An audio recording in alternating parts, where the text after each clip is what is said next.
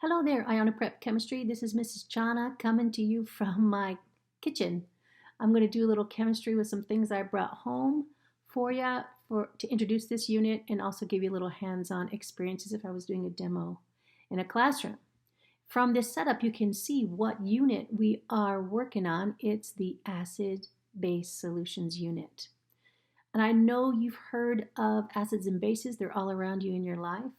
You have seen things like this bottle, hydrochloric acid. Of course we call that an acid. This bottle, sodium hydroxide, we're going to call that a base because in fact it is characterized as a base. And you've also seen lots and lots of things that are neither. This is a bottle of alcohol hand sanitizer, and this is neither an acid nor a base. So everything in the chemical world is not an acid or a base. It can be neither or it can be both. And I've got right here a pitcher of water. This is my 0 water pitcher that I'm going to be using to provide my deionized water. And this is not an acid, not a base, not neither, but both. And we call that amphoteric. So this pitcher is not the plastic itself, but the water is an example of an amphoteric substance. All right, now, no matter what a substance is, whether it's an acid, a base, an amphoteric substance, or neither, when we put it in water, we can take its pH. So it can become what we call acidic or what we call basic or alkaline when we put it in water. And sometimes that's because the substance is an acid itself, and sometimes it's because it reacts with water and turns water into an acid or a base. So there's lots of ways to tell if something is acidic or if something is basic. And the way I'm going to describe to you today is using an acid-base indicator. Now, indicator is a dye, usually from a flower or a vegetable or some other natural organic chemical, which has a hydrogen on it. And when that hydrogen is removed, it changes color. What I have here is a bottle of a mixture of a bunch of indicators that we call universal indicator because it doesn't have just one color change. The universal indicator has a color change at all these pH ranges. So pH 7, I don't know if you can see it, that is this green color. pH 8 is a darker green, pH 9 is blue, pH 10 is purple, pH 4 is red, pH 5 is orange, and pH 6 is yellow. So we can see right now I have a pH green. It's that light green color. So I am characterizing this solution as neutral. Now I brought this magnetic stirrer with me. So I'm going to turn it on.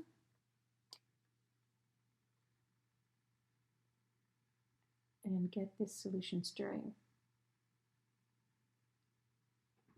Now, why am I calling it a solution? Because the only thing in there is water. Once I put the universal indicator in there, it has dissolved completely and the solution is still transparent. So that lets you know when I say solution, I'm just meaning the water and the indicator, okay? So I've added a few drops of universal indicator, and it's this lovely green color, so that means I'm at neutral pH, or pH equal to 7. And I'm going to start by adding some base. I'm going to add some of this sodium hydroxide base. This happens to have a certain concentration, 0.1 molar sodium hydroxide. I'm going to put 1 drop in there. I think a couple of drops went in there. Did you see that solution darken? Just a couple of drops and I'm already up to pH 8. 1, 2, 3, 4 more drops. The solution's darkening to the blue of pH 9. And I think about 1, 2, 3, 4, 5, 6. Starting to get towards that purple color of pH 10. A few more drops and I'll be sure I'm at that purple color. So you can see on the video I'm at purple, which means for universal indicator is pH 10. All right.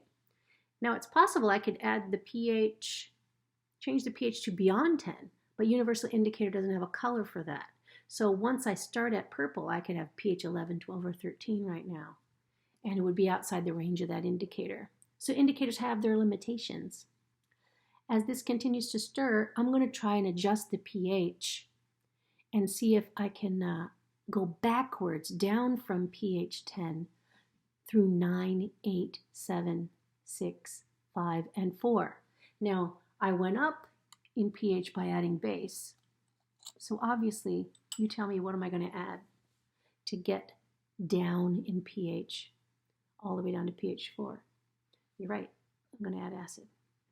Okay, so this is 1 molar hydrochloric acid. And remember, this was 0.1 molar sodium hydroxide. So concentration matters. If I add this, it's 10 times more concentrated. So it's going to end up changing the color by more than one color jump, let's say, more than one pH jump, let's say. So what I'm going to do is I've got this bottle of 0.1 molar hydrochloric acid, 0.1 molar, which is the same concentration as the base I used.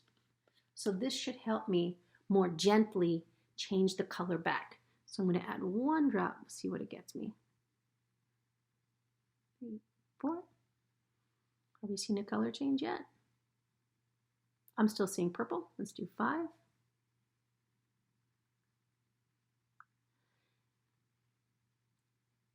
Still at purple. Remember, this dropper has a different size dropper than that dropper bottle. So our drops are not going to be the same, but I'm going to see if I can get it to go blue. Now I'm seeing a blue solution. Now what are you seeing? I'm seeing that we have gone from 10 down to 9.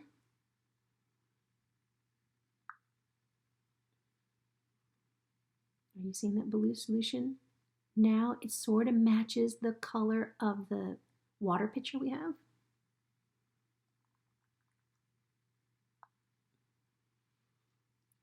Now I'm definitely seeing this dark green color now.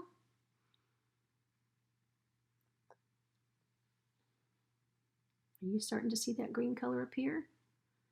I'm at that pH 8 sort of color.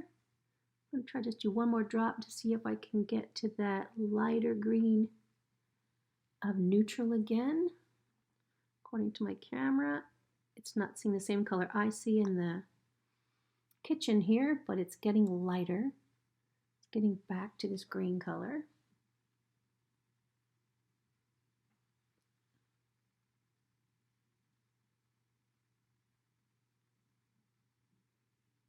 There's that green color of neutral.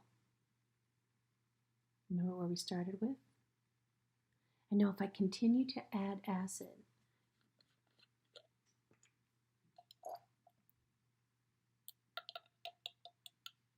it's going to stop being neutral.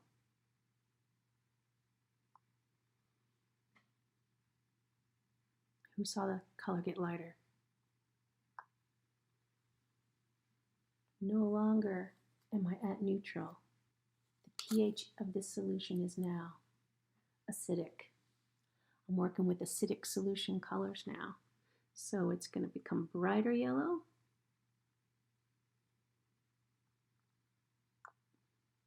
That's about pH 6 now. Here we are at pH 6. Let's see if we can. The orange one is a tricky one to get to. It's a tricky one to see on the camera.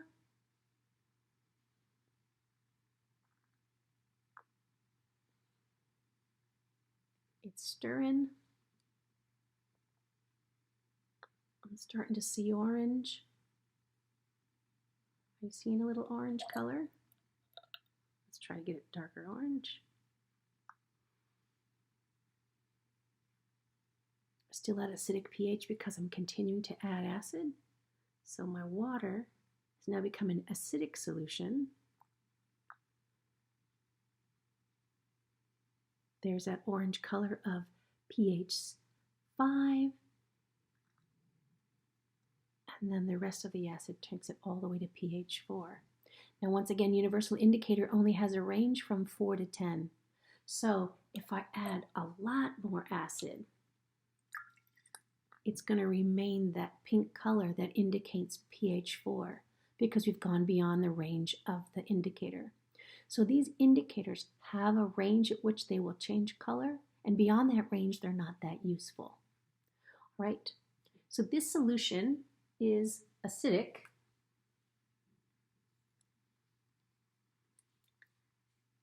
as indicated by the indicator.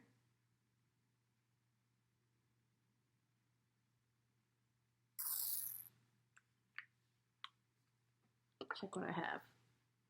I have some 2 molar NaOH, way more concentrated than the 0.1 molar. Just takes 1 squirt and I'm all the way to purple, right? So that's no longer an acidic solution. Now I'm at a basic solution. Okay. Also, although water is not an acid and not a base, I can make water a basic solution by adding base ions. I can make water an acidic solution by adding acid ions. So let's talk a little bit about what makes something an acid and a base. Okay.